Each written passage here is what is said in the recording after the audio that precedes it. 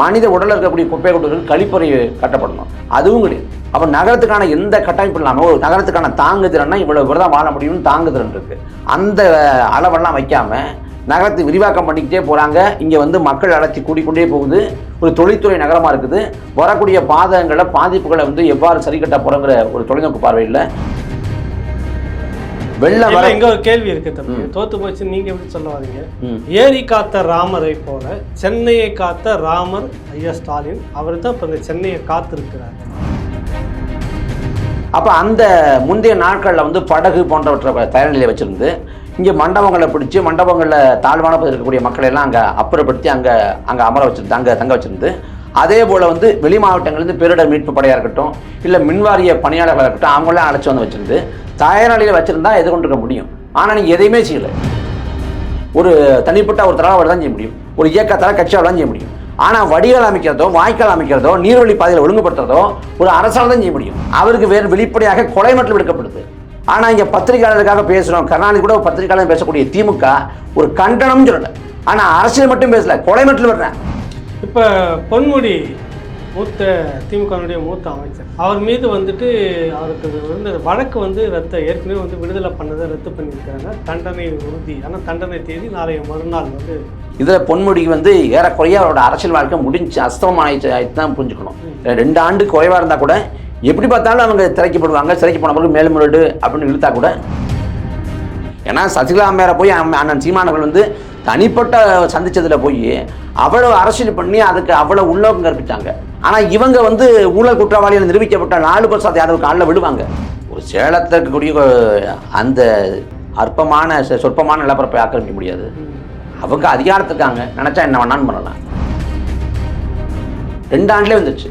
அந்த அதிருப்தியை சரிகட்ட தான் ஈரோடு கிழக்கில் வந்து எங்கள் வாக்கு விழுக்காட்டில் தாக்கத்தை ஏற்படுத்துமோன்னு பயந்துக்கிட்டு தான் 100 கோடி வரைக்கும் பணத்தையும் பரிசு பொருளையும் கொட்டி இறைச்சாங்க. ஒரு பெருமளவு இழப்பு நேர்ந்திருக்கு. இழப்பின் அளவை வந்து வெளிப்படையாக சொல்லி ஒரு தேசிய பேரிடராக மத்திய அரசு அறிவிக்கிற விதத்தில்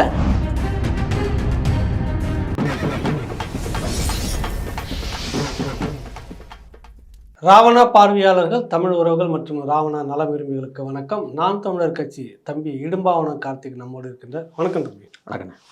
தொடக்கமே இந்த சென்னை மழை வெள்ளம் இந்த அரசியல் குறித்து நம்ம பேசிடுவோம்.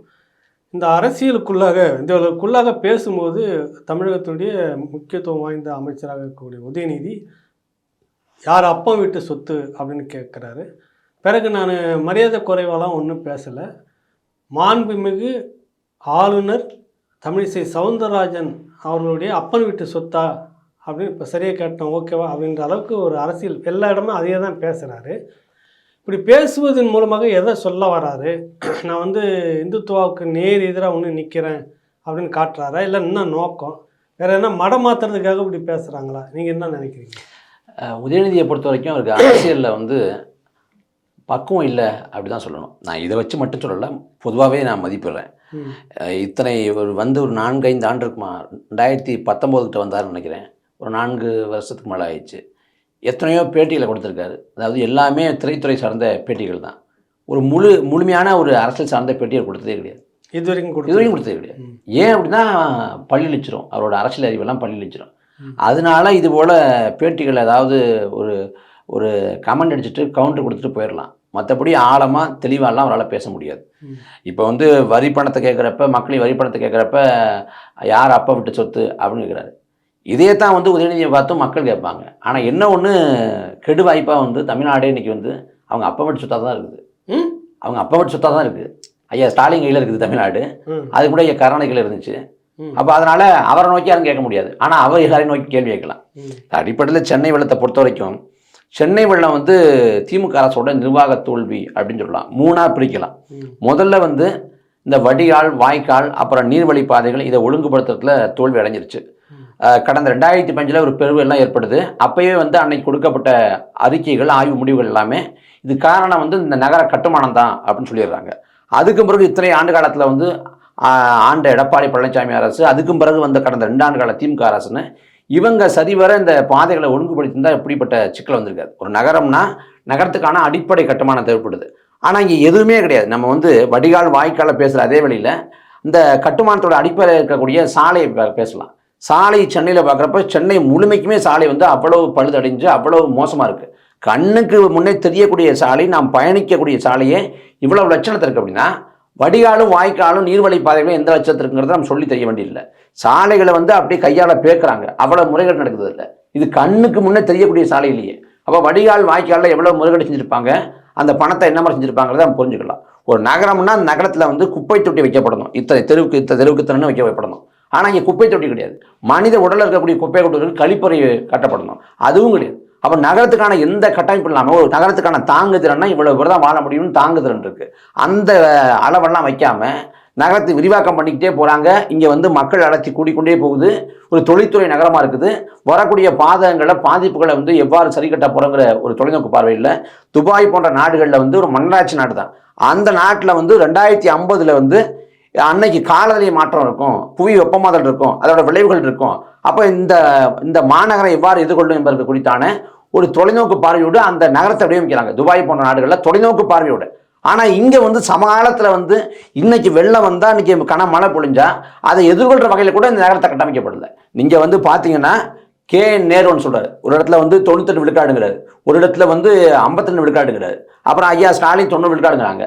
மேயர்னு சொல்கிறாங்க, அமைச்சர்னு சொல்கிறாங்க, அதிகாரிகள்னு சொல்கிறாங்க. திமுகவை சேர்ந்த செய்தி தொடர்பாளர்கள் வந்து ஒரு செய்தி தொடர்பாளர் தொலைக்காட்சியை பேசுகிறப்ப 3000 சதுர கிலோமீட்டர் சுற்றளவு வந்து நாங்கள் வடிகாலில் சரி பண்ணிட்டோங்கிறாரு. இன்னொரு தொலைக்காட்சியில் இன்னொரு செய்தி தொடர்பாளர் சொல்கிறாரு 8000 கிலோமீட்டர் சதுர கிலோமீட்டருங்கிறாரு.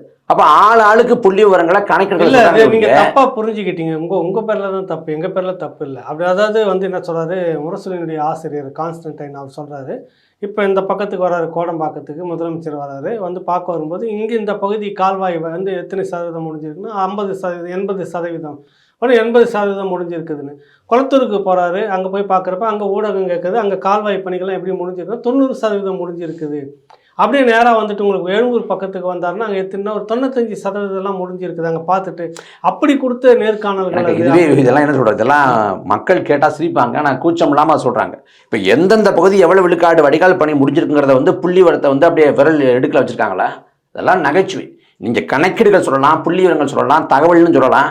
ஆனால் முடிவு என்ன? 2015க்கும் 2008க்கும் என்ன வித்தியாசம்? அன்னைக்கு செம்பரம்பாக்கம் ஏரி தண்ணியை திறந்து விட்டாங்க, இன்னைக்கு திறந்து விடலை. அதை தாண்டி அதே போல் கனமழை, அதே போல் மழைப்பொழிவு, அதே போல் வீடுகள் தண்ணி தேங்குது, அதே போல் வந்து மக்கள் வெள்ளத்தை தத்தளிக்கிறான். வேற என்ன இருக்குது? அப்போ மக்கள் அந்த கஷ்டப்படுறதுலேருந்து ஏதாவது மீள முடிஞ்சா? அப்போ நீங்கள் கற்றுக்கிட்ட ஒரே பாடம் செம்பரம்பாக்கம் ஏரி தண்ணியை வந்து திறந்து விடக்கூடாது, அந்த இது போல் அதிகப்படியாக திறந்து விடக்கூடாதுங்கிற ஒன்றை மட்டும்தான் பாடம் கற்றுக்கிட்டீங்களே ஒழிய மற்றபடி எதுவுமே பண்ணலையே. அப்போ அதே அளவான பாதிப்பு வந்துச்சு. அப்போ அந்த இடத்துல இந்த வடிகால் வாய்க்கால் நீர்வழி பாதைங்கிற இடத்துல அந்த இடத்துல திமுக அரசு தோத்து போச்சு. அது ஒரு பக்கம். ரெண்டாவது என்னன்னா, வெள்ளம் வர இங்க ஒரு கேள்வி இருக்கு தம்பி, தோத்து போச்சு நீங்க எப்படி சொல்ல வரீங்க? ஏரி காத்த ராமரை போல சென்னையை காத்த ராமர் ஐயா ஸ்டாலின் அவர் தான் இப்ப இந்த சென்னையை காத்து இருக்கிறாரு அப்படின்னு வந்து உங்களுக்கு சொல்றதெல்லாம் சேகர்பாபு சொல்றாரு. தேர்தல் வரப்போகுது இன்னும் 5 மாசத்துல, போய் மக்கள்கிட்ட அதே மக்கள்கிட்ட சென்னையை காத்த ராமருக்கு வாக்கு செலுத்துங்க அப்படின்னு கேட்கட்டும். ராமரை எப்படி துரத்தி இந்த ராமனோட நிலம் அடிக்குதுங்கிறத பார்த்துக்கலாம். அதில் வந்து ரெண்டாவது எங்கே தோல்வி அப்படின்னா, வெள்ளம் வர அளவுக்கு கனமழை பொழியும் அப்படின்னு ஒரு வார காலத்துக்கு முன்பே சொல்கிறாங்க. சிவப்பு எச்சரிக்கை கொடுக்கப்படுது. அப்போ அந்த முந்தைய நாட்களில் வந்து படகு போன்றவற்றை தயார் நிலையை வச்சுருந்து இங்கே மண்டபங்களை பிடிச்சி மண்டபங்களில் தாழ்வான பகுதியில் இருக்கக்கூடிய மக்களை எல்லாம் அங்கே அப்புறப்படுத்தி அங்கே அமர வச்சுருந்து அங்கே தங்க வச்சுருந்து, அதே போல் வந்து வெளி மாவட்டங்கள்லேருந்து பேரிடர் மீட்பு படையாக இருக்கட்டும், இல்லை மின்வாரிய பணியாளர்களாக இருக்கட்டும், அவங்களாம் அழைச்சி வந்து வச்சுருந்து தயார் நிலையில் வச்சுருந்தா எதிர்கொண்டிருக்க முடியும். ஆனால் நீங்கள் எதையுமே செய்யலை. நீங்கள் என்ன கணக்கு போட்டிங்கன்னா, எல்லாருக்கும் ஒரு குறுஞ்செய்தியை போட்டு விட்டீங்க. அப்புறம் பள்ளிக்கு கல்லூரிக்கு வேலைக்கு விடுப்பு கொடுத்துட்டு ஒரு நாள் திங்கக்கிழமை மட்டும் கிடச்சிட்டா போதும், செவ்வாய்க்கிழமை இயல்பான வாழ்க்கைக்கு போயிடலாம் அப்படின்னு வச்சிங்க. ஆனால் திங்கக்கிழமை ஒரு நாள் பெய்த மழை பெரிய அளவில் பேரழிவை ஏற்படுத்திருச்சு. ஏற்படுத்த பிறகு என்ன பண்ணுறீங்க? குறைந்தபட்சம் அதுக்கு பிறகாவது ஒரு சான்றோடு ஏதாவது மக்களுக்கு பண்ணணும்னு நினச்சிருக்கலாம். ஆனால் நீங்கள் அந்த துயரப்பு பணிகள் செய்யாமல் ரெண்டாவது நாள் என்ன சொல்கிறீங்கன்னா, இயல்பினை திரும்பிடுச்சு அப்படின்னு ஒரு கருத்துவாக்கம் செய்றீங்க. இயல்பினை திரும்பிச்சுன்னு கருத்துவாக்கம் செஞ்சதால என்ன வந்துச்சு அப்படின்னா, 2015 ஜெயலலிதா அரசு முழுவதுமாக கைவிட்டுச்சு மக்களை. அன்னைக்கு செம்பரம்பாக்கம் ஏரி தண்ணியை தந்து விட்டாங்க. ஜெயலலிதா அம்மையாரோட குதிகால் பாதம் கூட தண்ணியில் படலை. மக்கள் அவங்க சந்திக்கவே இல்லை. நேரில் போய் அவங்க வந்தாங்க, வாகனத்தில் உட்காந்தபடியே வாக்காளர் பெருமக்களையும் பேசினாங்க, முடிஞ்சு, அவ்வளோதான். அவங்க எதுவும் செய்யலை. அன்னைக்கு தன்னார்வலர்கள், பொதுமக்கள், இளைஞர்கள், பல மாவட்டங்களை சேர்ந்தவங்க, வெளி மாநிலங்களை சேர்ந்தவங்க, அவங்க உதவி பண்ணாங்க. நாம் தமிழர் கட்சி போன்ற அதிகாரம் இல்லாத கட்சிகள் களத்திரணும். அன்னைக்கு பெங்களூர்லேருந்து உதவி பண்ணாங்க. மும்பையில் இருக்கக்கூடிய பாலியல் தொழிலாளிகள் அவங்க சம்பாதிச்ச பணத்தை ஒரு பகுதி எடுத்து இந்த சென்னை விளக்கு தர்றன்னு சொல்லி அவங்க அனுப்பி வச்சாங்க. இப்படி கூட்டு முயற்சியால, கூட்டு உழைப்பால, எல்லாரோட ஒத்துழைப்பால 2015 கொஞ்சம் மீள முடிஞ்சு. இந்த அளவுக்கு பாதிப்பு இருந்த போதும் மீள முடிஞ்சு. ஆனா இந்த தடவை பார்த்தீங்கன்னா அன்னைக்கு அந்த வெளியிருந்து வந்த உதவியில 5 விழுக்காடு கூட வரல. ஏன் வரல அப்படின்னா, 2வது நாளே இயல்புலை திரும்பிச்சு, சென்னை மீண்டுச்சுங்கிற ஒரு பரப்புரையால சென்னை யார் பரப்புனாங்க? அந்த பரப்புரை திமுக தரப்பு தானே. திமுக தரப்பு, அரசு தானே. ஐயா ஸ்டாலின் சொல்றாங்களே இயல்பு நிலையை நோக்கி திரும்பி கொண்டிருக்கு அப்படின்னு. எங்க திரும்புறாங்க? மக்கள்னு சொல்லணும் இயல்பு நிலை திரும்பிச்சுன்னு. நீங்க வட சென்னை பாத்தீங்கன்னா 8வது நாள் வரைக்கும் தண்ணி இருந்துகிட்டு இருந்தது. நேத்து முந்தா நாள் வரைக்குமே திருநின்றவூர், அந்த பக்கம் நசரத்பேட்டை, பூந்தமல்லியில தண்ணி தேங்கிக்குது. அவங்களாம் மீண்டு வரல. அவங்க பிள்ளைகள் பள்ளிக்கூடத்துக்கு போறப்ப படகுல போகுது. அந்த நிலைமை இருக்குது. அப்படி இருக்கிறப்ப நீங்க வெறுமனே மத்திய சென்னையில, தென் சென்னையில சில இடங்களை படம் பிடிச்சு போட்டுட்டு சென்னை முழுக்க இப்படிதான் இருக்கு அப்படின்னா இது எவ்வளவு பெரிய ஏமாற்று.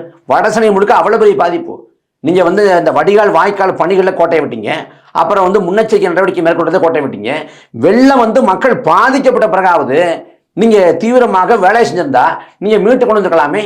நீங்க தேர்தல் வருது, ஆர்க நகரா, ஈரோடு கிழக்கா தேர்தல் வருது, இந்த வார்டுக்கு இத்தனை பேர், இந்த தொகுதிக்கு, இந்த பகுதிக்கு இத்தனை பேர்னு சொல்லி பிரிச்சு விட்டு ஒவ்வொரு வாக்காளையும் நிறைய போய் மக்களை சந்திக்கணும் அப்படின்னு உத்தரவு போடுறீங்க அவங்க நிர்வாகிகளுக்கு, அமைச்சர் பெருமக்களுக்கு. அதே போல பிரிச்சு விட்டு நீங்க வேலை செய்ய வேண்டியதானே. அதிகார வலிமை இருக்குது, பண பிரச்சனை இல்லை, என்ன வேணாலும் செய்ய முடியும். ஆனா செய்ய மறுக்கிறீங்களே.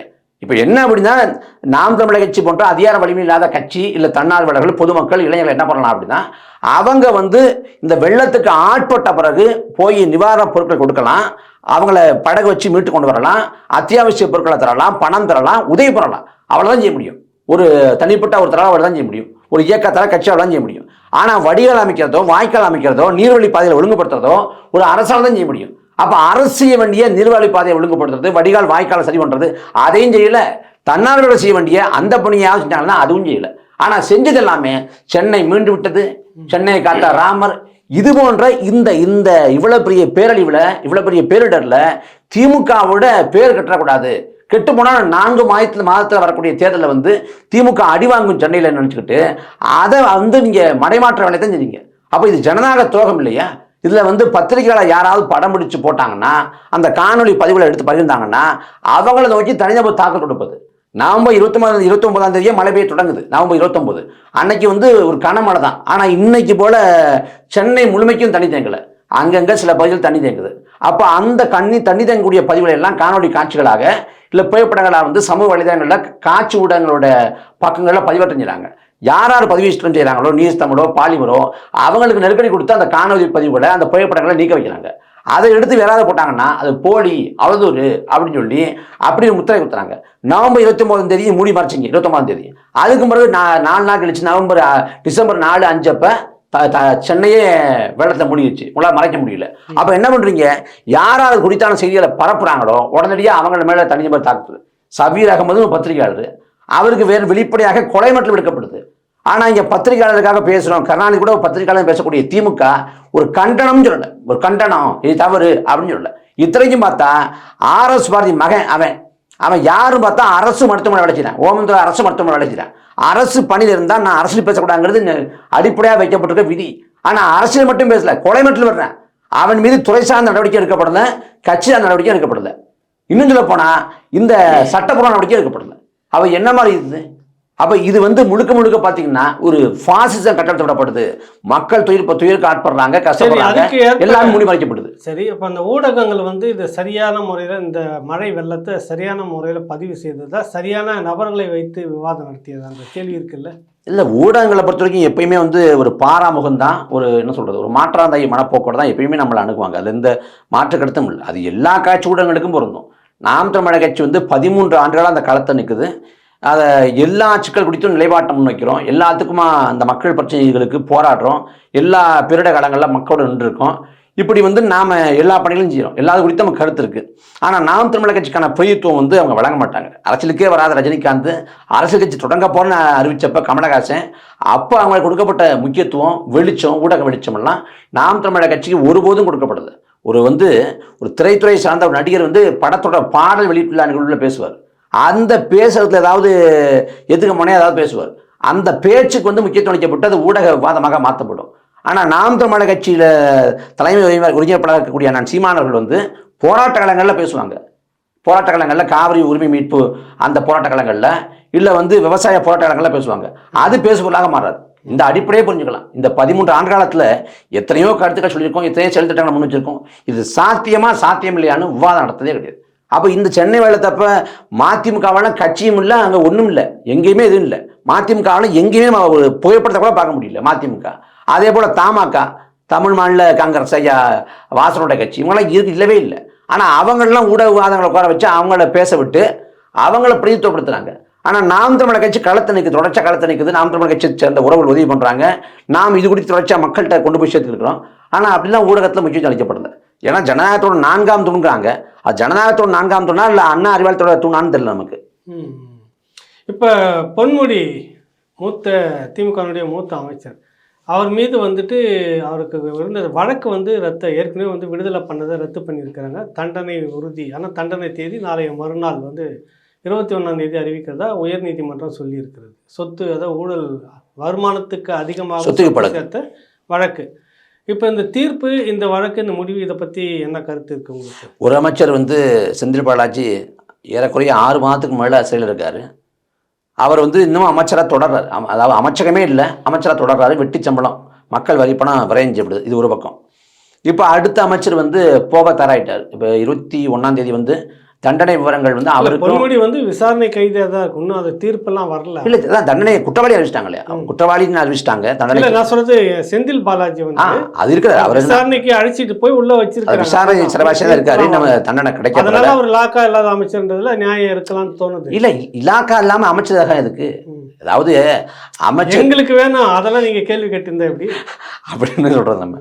அதாவது சட்டமன்ற உறுப்பினராக இருக்காரு. அவர் நியாய உணர்வு இருந்தால் அவர் பதவி விலகிக்கலாம். பதவி விலகிட்டு நீங்கள் உங்களை மக்கள் மன்றத்தையும் நீதிமன்றத்தையும் உங்களை நிரபராதி நிரூபிச்சுட்டு அப்புறம் நீ தேர்தல் காலத்தில் நின்று போட்டிடலாம். அந்த தார்மீகம் இருந்தால். ஏன்னா கடந்த காலத்தில் அமைச்சர் பெருமக்கள் வீட்டில் ஆய்வு செய்யப்பட்டப்பே அமைச்சர் பதவியை விட்டு விலகணும் அப்படின்னு ஐயா அறிக்கை கொடுத்தாங்க.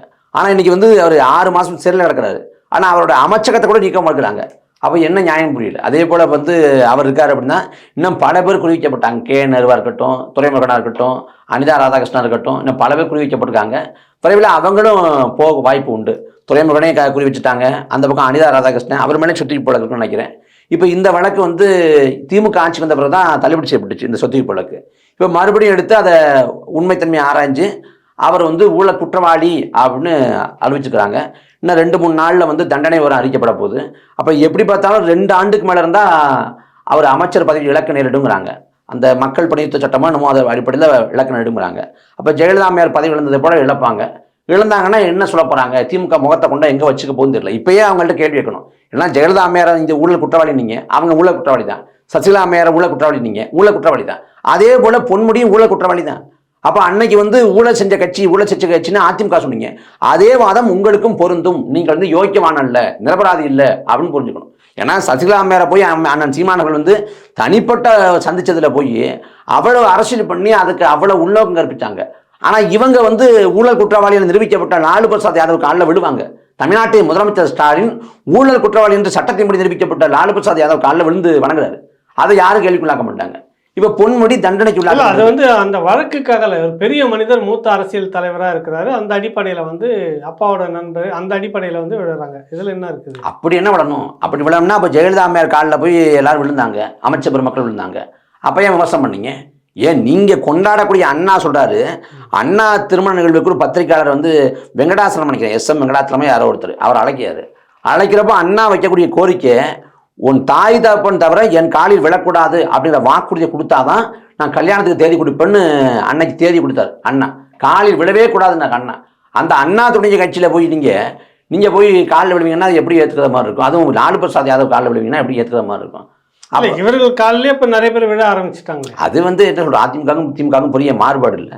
இதில் பொன்முடிக்கு வந்து ஏறக்குறைய அவரோட அரசியல் வாழ்க்கை முடிஞ்சு அஸ்தமம் ஆயிடுச்சு தான் புரிஞ்சுக்கணும். 2 ஆண்டு குறைவாக இருந்தால் கூட எப்படி பார்த்தாலும் அவங்க திரைக்கப்படுவாங்க. சிறைக்கு போனவங்களுக்கு மேல்முறையீடு அப்படின்னு இழுத்தா கூட அவரோட அரசியல் வாழ்க்கை முடிஞ்சு. அவர் தான் மக்களை வந்து எல்லா துணியில் அப்படியே ஓட்டு போட்டு கிழிச்சிட்டியா ஓசி பஸ்ஸு அப்படின்னாரு. இப்போ வந்து ஓசி பஸ்ஸுன்னவர் இப்போ ஓசி பஸ்லாம் போக போகிறாரு, ஓசி வண்டிலாம் போக போகிறாரு, ஓசி சோறு தான் இங்கே போகிறாரு. அப்போ இதெல்லாம் பாடம். மக்கள் தான் அதிகாரத்தை கொடுத்துட்றாங்க, மக்கள் தான் நம்மளை இந்த உயரத்தில் ஏற்றி வச்சுருக்காங்க. அந்த அடிப்படை இல்லாமல் ஆணவத்தில் அகம்பாவத்தில் ஆடினவங்களுக்கு அவங்க செஞ்ச தவறின் விளைவாக பிரதிபலனாக தண்டனை கிடைக்கப்பட்டிருக்கு. இதெல்லாம் பாடம், மக்கள் உணர்ந்து கொள்ள வேண்டியது. அப்போ திமுக இனியும் வந்து நான் ஊழல் எதிர்ப்பு, லஞ்சத்தை எதிர்க்கிறேன், நான் வந்து தூய்மையான ஒரு நிர்வாகத்தை கொடுப்பேன், நல்ல நிர்வாகத்தை கொடுப்பேன், வெளிப்படையான நிர்வாகத்தை செய்வேன் அப்படிங்கிறதெல்லாம் ஏமாற்றுங்கிறத அவங்க வெளிப்படையாக ஒத்துக்கணும். இனியும் ஊழல் எதிர்க்கிறேன்னு சொன்னால் அதெல்லாம் ஒரு வேடிக்கையே ஒரு கேலி குத்தா போய் முடிஞ்சிடும். இப்போ அடுத்த ஒரு கேள்வி வந்து மாடர்ன் தேட்டர், புகழ்பெற்ற வரலாற்று சிறப்பு மிக்க மாடர்ன் தேட்டர், அங்கே போய் ஒரு செல்ஃபி எடுக்கிறார் முதலமைச்சர். அதை ஒட்டி அந்த இடம் எங்களுக்கு வேண்டும், அப்பாவுடைய செலவு வைக்கணும் அப்படின்னு ஒரு கலெக்டர் பேச்சுவார்த்தை நடத்துகிறாரு. கொடுக்க தயங்குகிறார்கள். உடனடியாக அது வந்து நெடுஞ்சாலைத்துறைக்கு சொந்தமான இடம்னு அளவு எடுத்து உடனே சீல் வைக்கிறாங்க. எல்லாத்தையும் அது முடித்து சுற்றி கம்பி வலை வந்து வைக்கிறாங்க. அவர் நீதிமன்றத்துக்கு இப்போ போயிருக்கிறார். இந்த சர்ச்சை குறித்து ஒரு செல்ஃபி விஷயம் இந்த அளவுக்கு இதுக்குள்ளார இருக்குது. இல்லை, தமிழ்நாட்டே அபகரிச்சிட்டாங்க, ஆக்கிரமிச்சிட்டாங்க. தமிழ்நாட்டே ஏறக்குறைய பட்டா போட்டாங்க. ஒரு சேலத்தில் இருக்கக்கூடிய அந்த அற்பமான சொற்பமான நிலப்பரப்பை ஆக்கிரமிக்க முடியாது. அவங்க அதிகாரத்துக்காங்க, நினச்சா என்ன வேணான்னு பண்ணலாம். அப்போ வந்து ஒரு எளிய மகன் கிடையாது அவர் ஒரு என்ன சொல்கிறது, ஒரு பணபலம் படைத்தவர் தான், ஒரு பின்பலம் கொண்டவர் தான். அவரையே மிரட்டி அச்சுறுத்தி நெடுஞ்சாலைத்துறையை கொண்டு அதிகார துஷ்பிரயோகம் செஞ்சு அவர் நிலத்தை பிடுங்கிறதுக்கு வெளிப்படையாக இவ்வளோ வேலை நடக்குது. அப்போ சாமானிய மக்கள் அப்படின்னா என்னென்ன வேலை செஞ்சுருப்பாங்க. 2011 அதிமுக ஆட்சி வந்த பிறகு அந்த நில அபகரிப்பு அப்படின்னு சொல்லி வழக்கு போடப்பட்டுச்சு. அந்த வழக்கோட நிலை என்னாச்சுங்கிறது தெரியல. ஆனால் தொடர்ச்சியாக நில அபகரிப்பு வழக்கு அப்படின்னு செய்தி வந்தவொடனே இருந்துச்சு. அதில் திமுக சேர்ந்தவங்க அவ்வளோ பேர், கொஞ்சம் பேரில் அவ்வளோ பேர் வந்து வழக்குக்கு ஆட்படுத்தப்பட்டாங்க. ஏன்னா இவங்க செய்கிற வேலையே இந்த வேலை தான். அதனால இதெல்லாம் வியப்பு கிடம் இல்லையே. போன 2006 2011 காலகட்டமாக இருந்துருக்கணும். இருந்தால் வேற மாதிரி ஆயிருக்கும். அதாவது மாடர்ன் தேட்டர் எப்படி ஆயிருக்கும், அதாவது தாகிருஷ்ண நிலமும் வந்திருக்கும். வாக்கிங் போகிறப்பே உயிரிழந்திருப்பார், வெளி வச்சுட்டு போகிற மாதிரி இருந்திருக்கும். இல்லை உதயகுமார் வந்து அன்றைக்கி மாணவர் உதயகுமார் தற்கொலை பண்ணி செத்த பிறகு என் மகனே இல்லைன்னு எழுதி வாங்கினாங்கல்ல, அதே போல் இந்த நிலைமையே எழுதில்லைன்னு எழுதி வாங்கியிருப்பாங்க.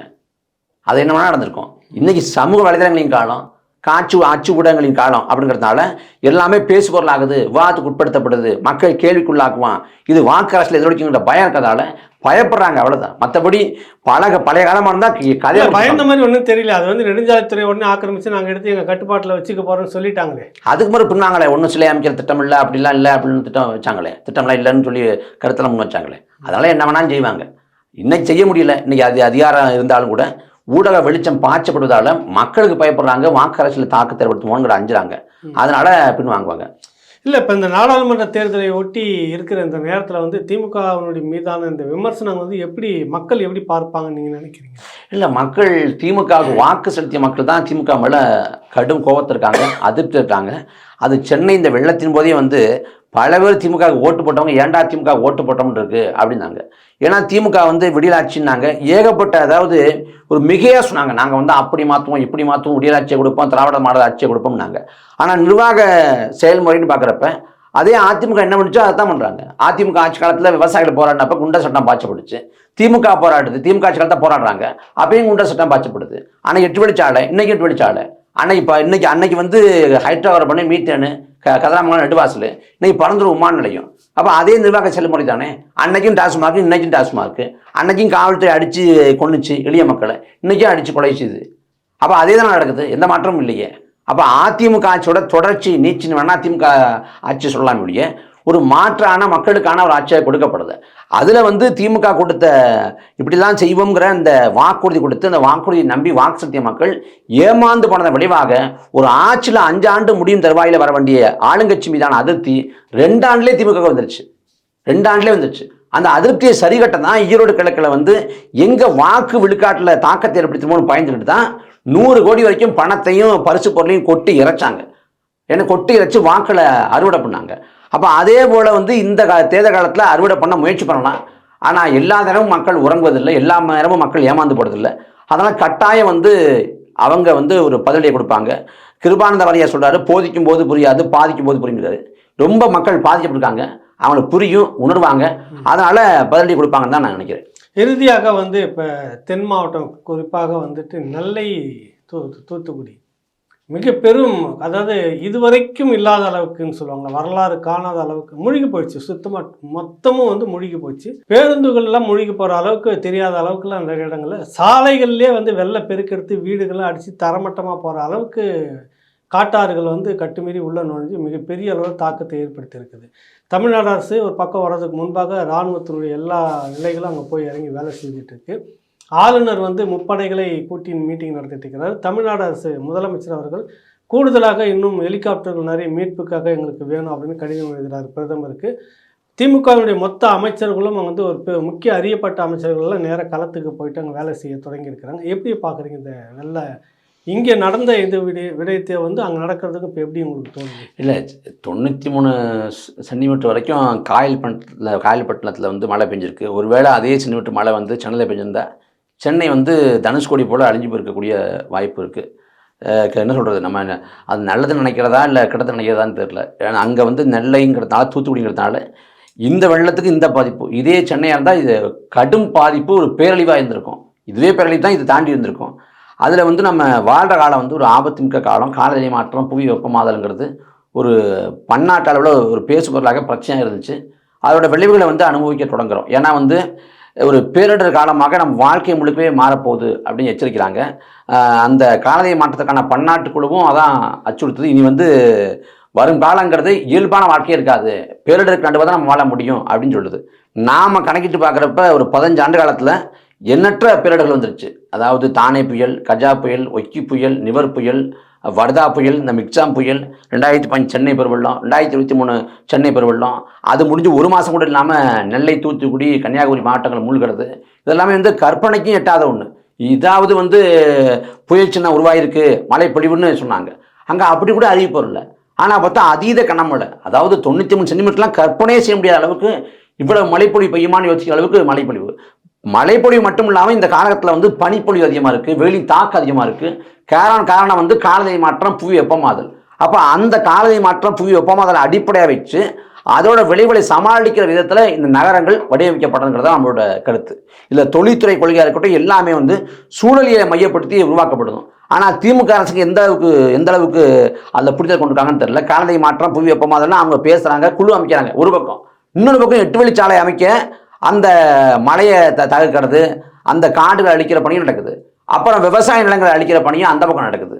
இன்னொரு பக்கம் பார்க்குறப்ப அதானி காட்டுப்பள்ளி துறைமுக விரிவாக்கம், அங்கேயும் ஒரு அழிவு பணி நடக்குது. இது மட்டும் இல்லாமல் மீத்தேன், ஹைட்ரோ கார்பன் எல்லாம் எடுப்பதற்கான வேலையும் முடுக்கி விடுறாங்க. அதாவது காலநிலை மாற்றம், புவி வெப்பமாதல்னா புதைப்படியுமே எரிபொருட்களை பயன்படுத்தக்கூடாது, பூமியை பிளந்து எடுக்கவே கூடாது, தான் அடிப்படை விதி. ஆனால் அதை மீறி அதை செய்கிறாங்க. அதை அந்த பக்கம் செஞ்சுட்டு இந்த பக்கம் காலநிலை மாற்றம், புவி வெப்பமாதல் பேசுறது கேலி குத்தா நகைமுரணாக இருக்குது. இது அரசு விழிப்புணர்வோடு செயல்படணும். சென்னை வெள்ளத்தில் கைவிட்டாங்க, மக்களை கைவிட்டாங்க, அதே போல் நெல்லையில் கைவிட்டக்கூடாது, தூத்துக்குடியில் கைவிட்டக்கூடாது. ஒரு பெருமளவு இழப்பு நேர்ந்திருக்கு. இழப்பின் அளவை வந்து வெளிப்படையாக சொல்லி ஒரு தேசிய பேரிடராக மத்திய அரசு அறிவிக்கிற விதத்தில் ஒரு நெருக்கடி கொடுத்து அழுத்தம் கொடுத்து அந்த மக்களை மீட்டு கொண்டு வரணும். சாதாரண இழப்பு இல்லை, எல்லாமே முடிஞ்சு போயிடுச்சு. அந்த அளவுக்கு ஒரு பெரிய இழப்பு அங்கே ஏற்பட்டிருக்கு. அதுக்கு வந்து சிவப்பு எச்சரிக்கை கொடுக்கப்பட்டிருக்கு. ஆனால் அதுக்கும் காரணம் சொல்கிறாங்க. எப்படி வந்து சென்னை வெள்ளத்துக்கு வந்து 2015 விட கனமழைன்னு சொன்னாங்க, ஒரே நாளில் வரணும் இந்திய வானிலை அறிக்கை சரியாக சொல்லல. அது ஐயா ஸ்டாலின் வந்து அதை சொல்கிறாங்க. அதை கேட்டால் சிரிப்பாங்க, கேடி குத்தா இருக்கும். யாரோ ஒரு சாலையில் போகிறவர், ஒரு அறியாமல் இருக்கக்கூடியவர் வந்து சொல்லலாம். அதாவது கனமழைன்னு சொன்னாங்க, ஒரு 4 முழுக்க பெய்யும் சொல்லலாம்னு சொல்லலாம். ஆனால் ஐயா ஸ்டாலின், முதலமைச்சர் ஸ்டாலின் சொல்கிறாங்க கனமழைன்னு சொன்னாங்க, ஒரு 4 முழுக்க பெய்யும் சொல்லலைங்கிறாங்க. கனமழைங்கிறது தொடர்ச்சியாக விடாமல் பெய்யறது தான் கனமழை. அப்போ அதுக்கு தனியாக விளக்கம் வேறு தரணுமா? அப்போ 2015 வெள்ளத்தை மதிப்பிட்டு 2015 விட 2023 அதிகம், அது சிற்றிடர், இது பேரிடர், அது இயற்கை வெள்ளம், அது செயற்கை வெள்ளம், இது இயற்கை வெள்ளம்னு காரணங்களை கற்பிச்சாங்க. இப்போ இதுக்கு என்ன சொல்ல போகிறாங்க அப்படின்னா, வானிலை ஆய்வு மையம் வந்து சிவப்பு எச்சரிக்கை கொடுத்து ஆனால் 93 சென்டிமீட்டர் பெய்யும் அப்படின்னு எச்சரிக்கை கொடுக்கலங்கிறாங்க. அதிகபட்சமாக 21 விழுக்காடு வரைக்கும் தான் கணக்கீடு செய்ய முடியும். 21 விழுக்காட்டுக்கு மேலே எவ்வளவு போனாலும் அது வந்து சிவப்பு எச்சரிக்கை தான். அப்போ சிவப்பு எச்சரிக்கைங்கிறப்பவே அரசு கூடுதல் விழிப்புணர்வோடு இருந்திருக்கணும். ஏன்னா இப்போ சென்னையில் அண்மையில் கொடுத்த பாடம் அப்போ இருந்திருக்கணும். அந்த அளவுக்கு இல்லாமல் கோட்டை விட்டுட்டு சமாளிச்சுக்கலாம், பார்த்துக்கலாம்னு இருந்துட்டு நீங்கள் வானிலை ஆய்வு மையத்தை சொல்லி என்ன பண்ணுறது? அப்போ இனியாவது ஆக்கப்பூர்வமாக அரசியல் பண்ணாமல் ஆக்கப்பூர்வமாக மக்களுக்கு செய்யணும். செஞ்சால் நம்ம வரவேற்கிறோம், நம்ம அதை வாழ்த்துறோம். இறுதியாக நாம் தமிழர் கட்சியினுடைய தலைமை ஒருங்கிணைப்பாளர் சீமான் அவர்களுடைய களப்பணி இப்போ எப்படி இருக்குது? சென்னையில் நம்ம தொடர்ச்சியாக கொடுத்தோம், தொடர்ச்சியாக உதவிகளை பண்ணோம். நெல்லைக்கு நான் பேசி கொண்டு தருணத்துலேருந்து நாளை மறுநாள் களத்திருப்பாங்க. நாளைக்கு இரவு கிளம்புறோம். கிளம்பி அங்கே போய் பணிகளை செய்ய போகிறோம். ஏற்கனவே அங்கே இருக்கக்கூடிய நாம் தமிழர் கட்சி உறவுகள் உணவுப் பொருட்கள் கொடுப்பது, அத்தியாவசிய பொருட்கள் கொடுப்பது, அந்த பாதிக்கப்பட்ட மக்களை மீட்பதுங்கிற வேலையை செஞ்சுருக்கிறாங்க. கூடுதலாக போய் நாளை மறுநாள் நாமளும் போய் அண்ணனோட போய் களத்தை இணைஞ்சுக்குவோம். தொடர்ச்சியாக செய்வோம். இது மக்கள் வாக்கு செலுத்துறதுங்கிறதெல்லாம் அப்புறம் 2015 40 நாளுக்கு மேலே உண்மையாக சொல்லணும்னா அண்ணன் விடவே இல்லை. மழை ஒரு 3 நாள் 4 நாள் விட்டுச்சு. ஆனால் அண்ணன் எங்களை 40 நாள் விடாமல் நிவாரணம் சொல்லி வரிசையாக கொடுத்துக்கிட்டே இருந்தோம். துப்புரவு பணி செஞ்சோம், சாக்கடை அள்ளணும், கழிவுகளை அள்ளணும் அப்படின்னு 40 நாளைக்கு மேலே 2015 செஞ்சோம். அண்ணன் நினச்சிருந்தா 2015 அரசியல் பண்ணியிருக்க முடியும். ஏன்னா கடலூர் தான் போல்ட்டா போகிறதா சொல்லி ஏற்கனவே அண்ணன் முடிவு பண்ணிட்டாங்க. கடலூர் தான் போல்ட்டா போகிறோம்னு ஏற்கனவே அறிவிச்சிட்டாங்க. அதுக்கு போட்டு தான் சென்னை வெள்ளம், கடலூர் வெள்ளம், அதை ஒட்டியே கடலூர் வெள்ளம் வருது. நினச்சிருந்தா அந்த 40 நாள் கடலூர் நின்றுக்கலாம். கடலூர்னா வாக்கா தாக்கத்தை ஏற்படுத்தும், வாக்கு பெற்றுத்தரும். ஆனால் அவர் என்ன பண்ணார், உதவிக்கு பொருட்களை அனுப்பிட்டு, ஆட்களை அனுப்பிட்டு அவர் சென்னையிலே இருந்தார். கடைசியாக தான் போய் 2 நாள் 3 நாள் போய் அங்கே உதவி பண்ணிட்டு வந்தார். அப்போ நான் அதை அரசியல் பண்ண விரும்பலை, மக்களுக்கு இவ்வளோ புறமா நிற்க விரும்புகிறேங்கிறது தான் அண்ணோட மனோட்டமாக இருந்துச்சு. அந்த அடிப்படையில் நெல்லையில் மக்கள் ஓட்டு போடுறான், அதெல்லாம் யோசிக்கவே இல்லை. செய்ய வேண்டியது கடமை, கால கடமை, பிறவி பயன். அதனால் காலத்தை போய் நிற்கிறோம். நல்லது. நன்றி, வணக்கம். நன்றி.